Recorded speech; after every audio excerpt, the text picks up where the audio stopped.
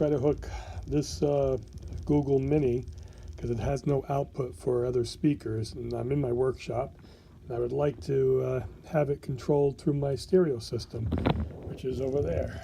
So I will take this apart and we'll walk through how to do that. Turn it over, and after you set it up completely on your Wi-Fi and make sure it works. And then what you're going to do is you're going to pry this bottom piece off. It's only held down with double sticky tape. And if you see, there's 4 screws, and those are Torx screws. So you're going to need a little Torx screwdriver. And we'll take that out, and take these screws out is a T5, so I could get it out. That's a T5 Torx bit. And then just go ahead and just put those out. The 4 screws are out. This cover now should just pop right off. And what you have to be careful of, there's a ribbon cable right below that holds that reset button that's in the back of that plate, and also the power adapter, which is right here.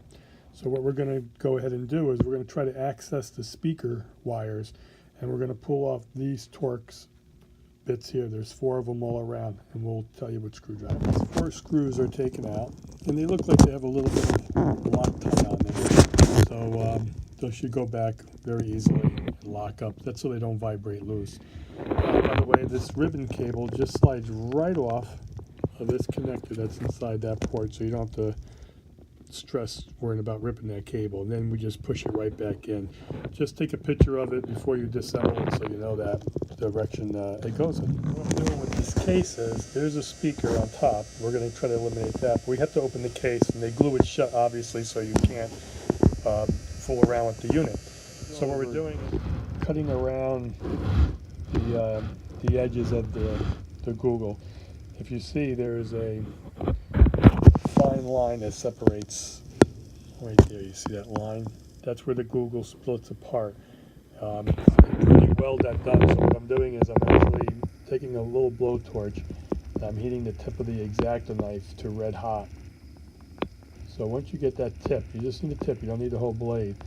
Once you get that tip red hot, you can go ahead and insert it into here, and what it does is it melts the plastic. And you just keep working that around, and then it'll separate. After we look at getting it open, this is the speaker. I'll show you on this side. And this is the inside. So the speaker just has these 2 wires. So what we're going to do is to go on my stereo, I need the RCA connectors. So I cut them off of the other end, and we're tying the wires together. So we're now going to take off this wire and the black wire, the red and the black, and we're going to solder them to these 2 wires, which are the copper one and the red and white spliced together. And then we'll try hooking it back up. We'll get back. All right, so what you're left with is, after you take that wire, that connector, off of here, because this is just a speaker. We're originally thinking this was part of the microphone, but it's not. We plugged it in, and this is what we have, right? We just have this shell now. So the microphone is actually built into this cap, and we can still talk to it and watch it do its thing, but it's not giving us no thing because we took the speaker out. So this is the speaker. We're ripping this out, and this is the back plate that we had to separate. But we don't even need to do that, because all we had to do is take the speaker wire off, but I wanted to get the wire intact. So we're going to solder this now to the RCA cable, and we're going to plug it in, and we'll show you what happens. Heat shrink on it, you can get to any store. Heat shrink, Home Depot sells it, and your wires. So that's how it's going to look. We're going to solder them up now, and that's it. Both pairs of the RCA cable, the red and the white, from the connector.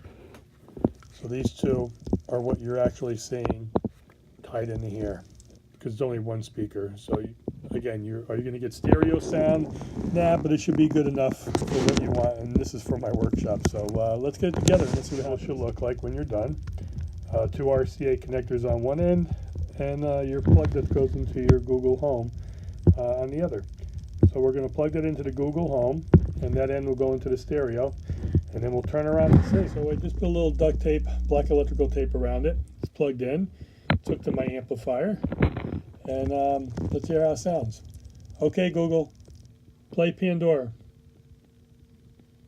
Sure, here's some music on Pandora. Those are my speakers I have it hooked to. Let's see how I can crank it up.